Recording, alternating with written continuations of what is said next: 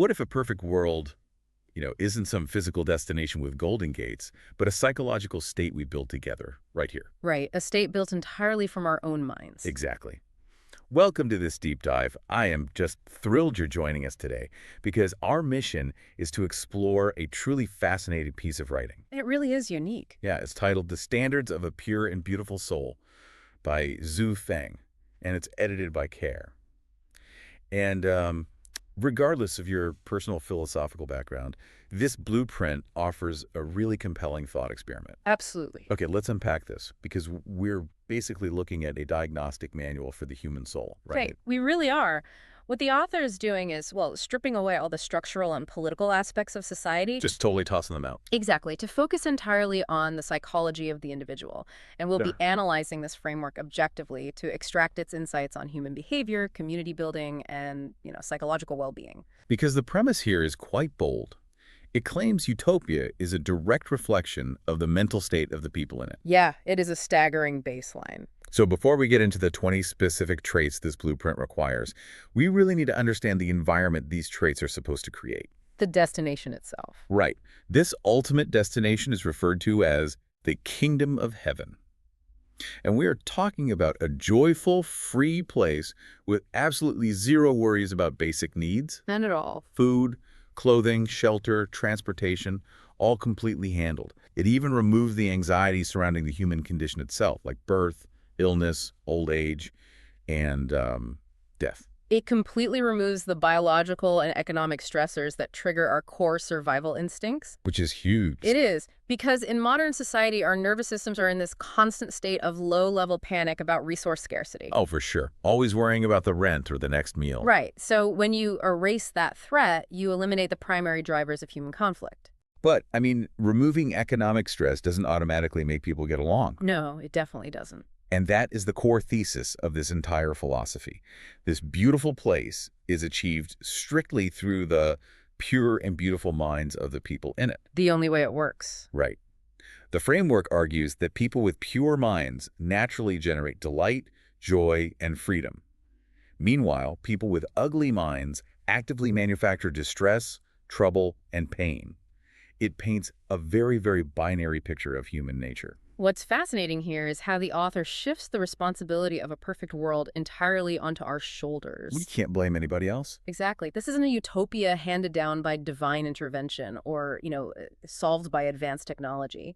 It's an architectural blueprint where the human mindset is the singular building material. The only material available. Yeah. If you think about it from a sociological perspective, when you remove the threat of starvation or illness, what is left to cause pain? Other people. Other people. Human ego, jealousy, and cruelty. The philosophy rightly identifies that utopia collapses instantly if the psychological building blocks are flawed. I see the logic, but the claim is incredibly uncompromising. It states that only those with pure minds go to heaven, and only by staying with them can we enjoy its blessings. There is zero middle ground. Zero. It sounds like the ultimate permanent stress-free vacation.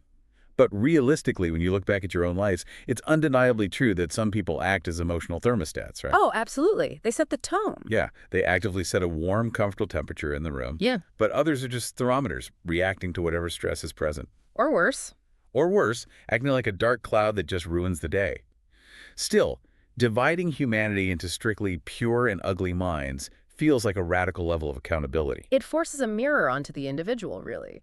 It basically suggests that if your social environment feels like a nightmare, you need to examine the psychological makeup of the people you surround yourself with. And maybe your own makeup, too. Right, and perhaps your own. You cannot build a stable structure with rotting wood, no matter how good the architectural plans are. That raises the obvious question. If utopia requires filtering out the people who cause pain, what are the specific interpersonal tools and traits required of the people who actually get to stay? The required skill set. Yeah, the social architecture. The very first trait highlighted is being trustworthy. And the imagery used here is just striking. It states that being trustworthy means you are not like floating duckweed in clouds. I love that one. That duckweed metaphor perfectly illustrates the sociological mechanism at play. How so? Well, duckweed just drifts on the surface of a pond, completely at the mercy of the wind and the current. It has no roots, It just floats wherever. Exactly. And clouds constantly change shape and dissipate. If you are trying to build a stable, functioning community, you cannot build it on a foundation of people who just drift with whatever is convenient in the moment. That makes a lot of sense. Predictability is the bedrock of social trust, It really is. which flows directly into the second required trait, which is being honest. The framework describes honesty as providing a sense of steadfastness, reliability, and comfort to others. It's not just a rule to follow. Right. It isn't framing honesty merely as a moral rule where you avoid telling lies. It focuses on the literal feeling of safety your truthfulness creates for someone else. And there is a deep neurological basis for that comfort, actually. Oh, really? Yeah, the human brain is a prediction machine. It's constantly scanning the environment for social threats. When someone is dishonest, evasive, or unpredictable, our brains have to expend massive amounts of cognitive energy trying to decipher their hidden motives. Like trying to read between the lines constantly. Right, we are constantly running background calculations trying to figure out what they really mean. And that cognitive load generates anxiety. So honesty just flips that switch off. Yes. Honesty removes that burden. You don't have to decode an honest person. It literally provides comfort because your nervous system can finally power down. You can just relax around them. But, avoiding harm through honesty isn't enough to build a utopia. No, a neutral baseline doesn't create joy. Exactly. Yeah. To actually elevate society, the framework introduces active catalysts. It lists kind and appreciative, defining kindness as the respect for life and appreciation as the source of harmony with humanity and nature. Beautiful concepts. They are. And then we get to gentle and amiable. And I really want to pause here because the metaphors used to describe gentleness in this text are intense. Very vivid. Yeah, it calls amiable people the catalysts of perfect lives, the auxins, like growth hormones of excellent quality, the yeast of subliming lives, the nourishing womb of joy, the midwife of a happy life, and my personal favorite, the detergent of blundering and weariness. The detergent of blundering is just a brilliant conceptualization of forgiveness. I mean, break that mechanism down for us, because when I hear detergent, I just think of, do my laundry on a Sunday. How does that build utopia? Well, think about how a stain ruins a piece of clothing. Without a detergent, that mistake is permanent. The shirt is just ruined. Right, the garment is ruined and often discarded. In a complex society, people are going to make mistakes. They will blunder. It's inevitable. Exactly. If society is rigid and unforgiving, a single mistake becomes a permanent stain on a person's character, leading to ostracization and deep societal grudges. Wow, yeah. Someone with a gentle, amiable nature acts as that social detergent.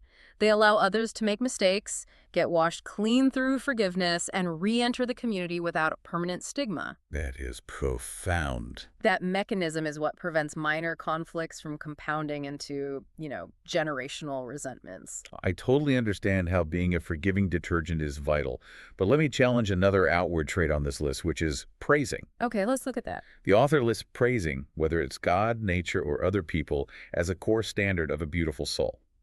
I'm honestly struggling with the practicality of this. Why is that? Well, if I'm universally praising everyone all the time, doesn't praise lose its actual value?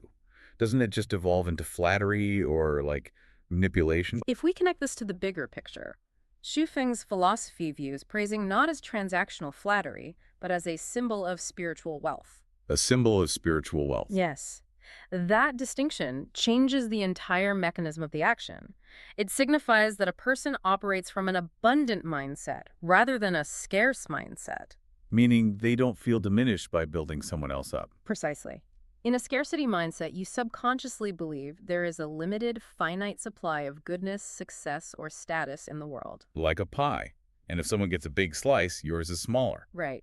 In that paradigm, praising someone else feels like a threat to your own ego. It feels like you are conceding your own value.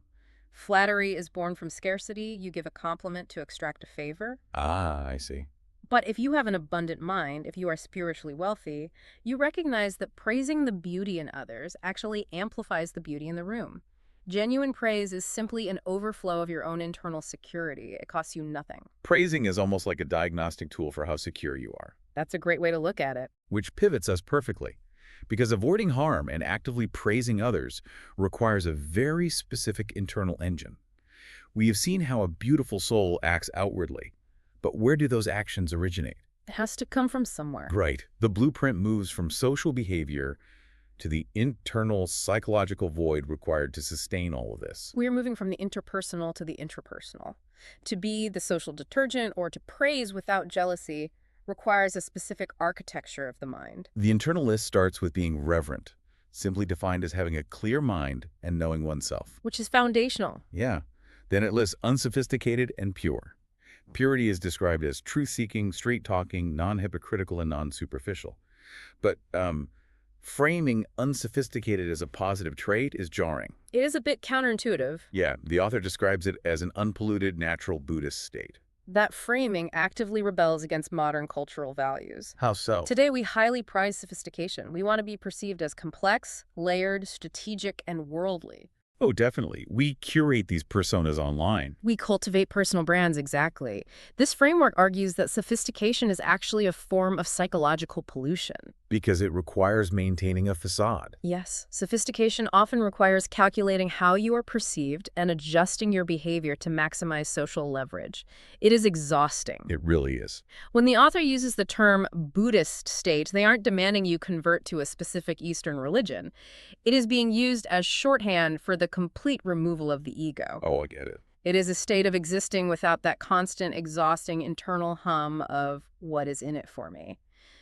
An unsophisticated mind is natural and unpolluted by ulterior motives. No masks required. You just show up as you are. Exactly. This naturally extends to the next traits, open-minded and modest. Modesty is said to reflect profound wisdom and serenity. Open-mindedness is described in these very ethereal terms as an intangible state of reaching the spiritual Pure Land and a symbol of a bright future. Notice the pattern here. Yeah, all of these internal traits involve emptying oneself. You are actively clearing out the noise to achieve serenity. You are dismantling the ego piece by piece. And here's where it gets really interesting. This internal dismantling peaks at the ultimate trait, selfless. The pinnacle. Yeah.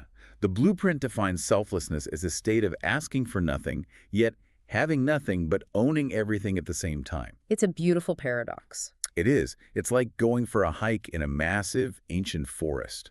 You leave all your heavy possessions at the trailhead, but because you are unburdened, you feel like you own the entire forest because you are totally free to experience it. That's a great analogy. But let's look at this practically for you, the listener. Imagine you are sitting in traffic on a Tuesday, worried about a mortgage, managing a career, and trying to feed a family. How on earth are you supposed to achieve a state of having nothing but owning everything? Is this just poetic idealism? This raises an important question about how we define ownership in a capitalist society versus ownership in a philosophical sense. Okay, break that down. The philosophy isn't necessarily demanding you burn your bank account or refuse to own a home. It is dismantling the concept of attachment. By having nothing, it means having no desperate, grasping desires. It's an internal state, not an accounting ledger. Right. It means your identity is not tied to your possessions or your status. You aren't constantly standing guard over your little pile of stuff, whether that is physical wealth or just your own pride. Exactly. When you let go of that frantic need to guard your ego, you gain an unfiltered connection to the world around you. Wow. That is what it means to own everything. You own the experience of life itself, unclouded by the constant anxiety of what you lack or what someone might take from you. Which is so freeing. And this internal void is entirely necessary for the next claim the framework makes. Which is?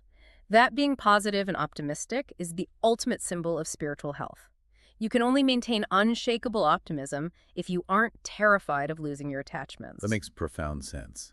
The selflessness is the soil that allows the optimism to actually take root. But if we pause here and look at this person we are building, we have a deeply serene, selfless, ego-free individual living in a natural state of purity. It sounds incredibly peaceful, but also remarkably passive. Right, you might picture someone sitting silently in a cave. Yeah, just completely detached from the world. A very monastic, isolated existence. Exactly. But the blueprint introduces a massive twist in its final grouping of traits. This serenity does not mean being passive, detached, or boring. A beautiful soul is surprisingly vibrant. It advocates for a very dynamic, engaged form of serenity. Right. It lists being smart and lively, which it calls a symbol of vitality, harmony between heaven and humanity, and a deep love for nature and life. Very active concepts. And it also mandates being passionate, Passion is framed as the active process of creating beauty in life, essentially turning life into an art form. So they aren't just meditating all day. Not at all. And then, nestled right alongside these profound concepts of spherical pure lands and unpolluted minds, it lists two highly practical traits, humorous and clean and neat. Those always stand out to me. Right. Humor is described as the portrait of being skillful, at ease, natural, unrestrained, and elegant. Cleanliness portrays a civilized and well-bred nature. I find the inclusion of those two traits incredibly grounding. I am absolutely delighted by it. But why do you think a philosophical blueprint places so much emphasis on being witty and keeping your living room clean right next to achieving ultimate spiritual enlightenment? Because it bridges the gap between high-minded philosophy and daily human reality. How so? Think about what humor actually represents in this context. To have a genuine, elegant sense of humor, especially the ability to laugh at yourself, requires true mastery over the ego. Because you can't be defensive? Exactly. It is that unrestrained elegance the author mentions. If you are rigid, defensive, and constantly protecting your pride, you cannot be genuinely humorous. Humor proves you are detached from your own self-importance. You prove that you are genuinely at ease and natural, you are tightly wound. Exactly. And as for being clean and neat, it serves as the physical manifestation of internal purity. A cluttered, chaotic, dirty physical environment almost always reflects a distracted, chaotic mind. The outside matches the inside. Right. By valuing cleanliness and humor alongside passion and selflessness, Xue Feng gives us a holistic picture of a person who is fully alive. They aren't withdrawing from the world to meditate in silence. They are engaging with society joyfully. They are out in the world, telling a good joke, keeping their space tidy, and actively creating art. That is the person who gets to build utopia. It is a society built on human vitality and joyous engagement, rather than just strict moral compliance. The very appealing vision. So what does this all mean? We have journeyed through an incredibly demanding, vivid framework today. We've talked about the necessity of not being floating duckweed, acting as the detergent for society's blunders, achieving an unpolluted, ego-free state, and balancing it all with passion and a good sense of humor. It's quite the checklist. It really is. The author actually synthesizes the core message very clearly at the end of the text, but it is not a gentle conclusion. Oh. The blueprint concludes by stating that only intelligent people will recognize the profound value and significance of these 20 qualities, and it bluntly states that foolish people will not even bother to try. Wow, that is a remarkably harsh rhetorical pivot. It doesn't pull any punches at all. It really doesn't. Why do you think a text focused on amiability and gentleness ends with such a sharp, uncompromising line? It serves as a psychological sorting mechanism. The author is intentionally drawing a line in the sand. To force a reaction. Yes. Building utopia is hard work. It requires constantly fighting against our base instincts of selfishness, jealousy, and ego. By framing the rejection of these traits as foolish, the text forces the reader to make a conscious choice. Like a challenge. Exactly. Are you going to do the difficult internal work required to build a beautiful society? Or are you going to take the easy, cynical, and ultimately foolish route of letting your ego dictate your life? It is the ultimate call to accountability. And so, for you listening, as you go about your day, think about the social ecosystems you operate in. Which of the people in your life act as that essential yeast, or the midwife to a happy life, elevating everyone around them? It's a great thought exercise. And looking inward, which of these 20 traits can you practice today to bring a sliver of that joyful, worry-free psychological heaven into your next meeting or your family dinner? You have the agency to adjust the emotional thermostat. You are the architect of the environment you inhabit. But the blueprint also leaves us with a profound dilemma. A final lingering question to chew on. What's that? The framework is explicit. To enjoy these blessings, we must stay together with people who have pure minds. Utopia relies on being surrounded by this purity. But if heaven requires us to exclusively surround ourselves with pure souls, does that mean we are obligated to walk away from the ugly minds in our lives to protect our own hard-won peace? That is the ultimate paradox of trying to build a perfect community in an imperfect world. Right. Or is the truest test of our passion and amiability choosing to stay? Do we abandon the dark clouds, or do we willingly step into the storm to try to transform them, to be their detergent of blundering, even when it costs us our own serenity? It is a messy, complicated diagnostic landscape. It really is. There is no simple X-ray for the human soul, and we have to navigate these complexities ourselves. Thank you for taking this deep dive with us.